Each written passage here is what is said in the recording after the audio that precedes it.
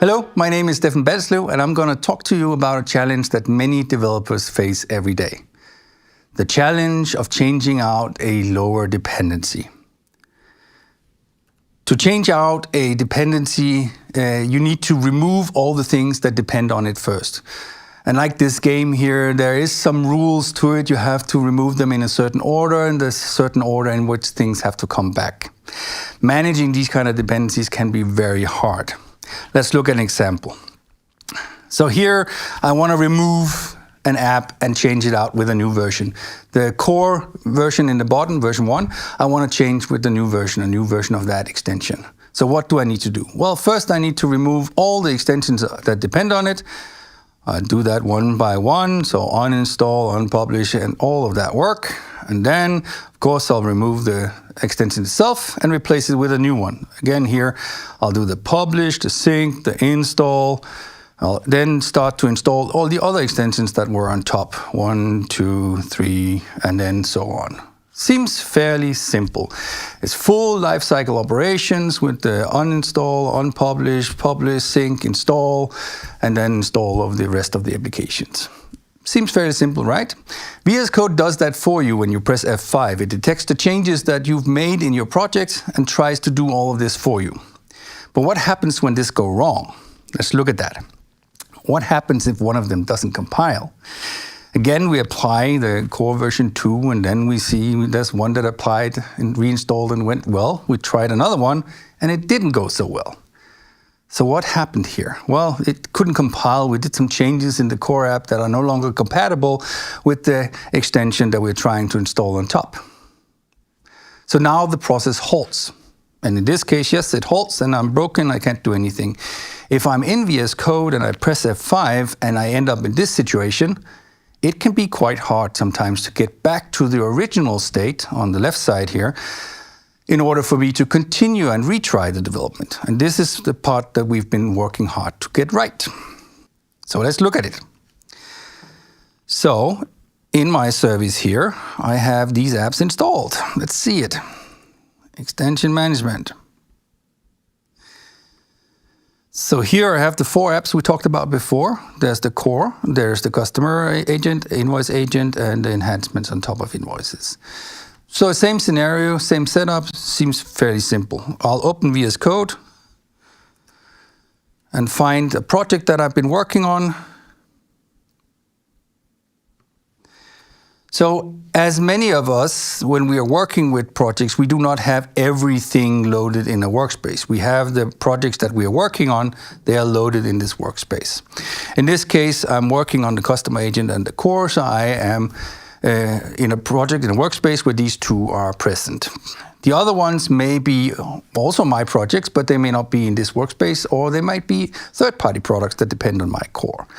Nevertheless, I am looking at this, and now I'm going to do a change. So I'm going to go here. I'm going to change this to a secret text.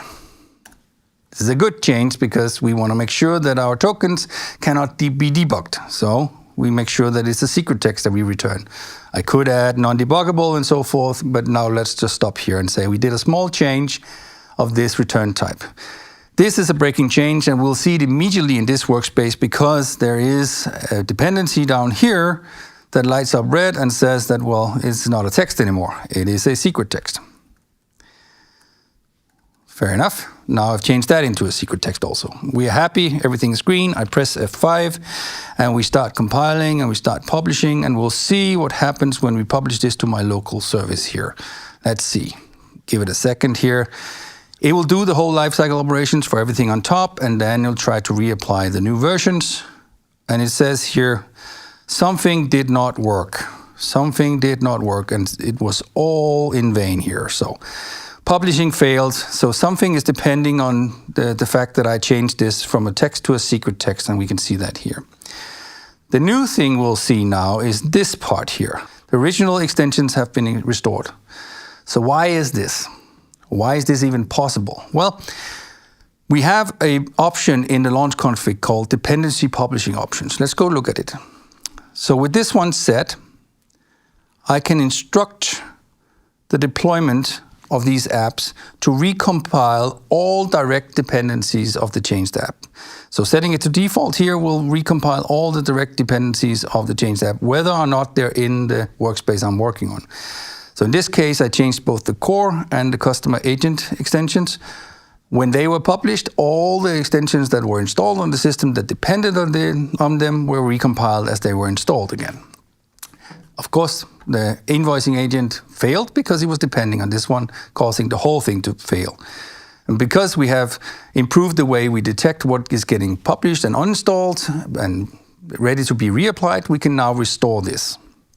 There are other options in this dependency publishing option. The ignore will only recompile the published app or the changed app. So in this case, if I'm changing the core, then only the core will be recompiled and you'll start getting runtime errors for all the dependencies.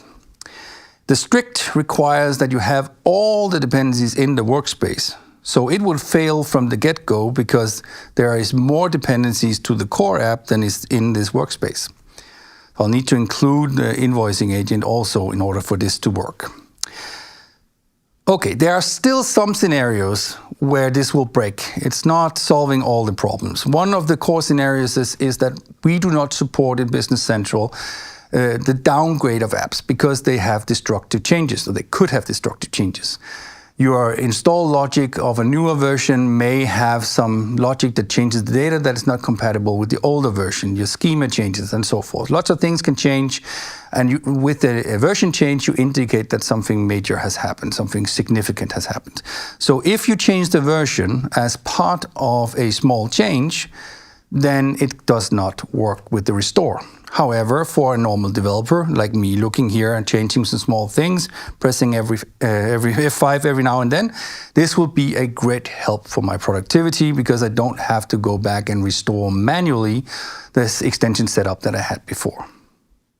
So now you know much more about dependency publishing, and you can learn much more about it from the Learn site. The link is below.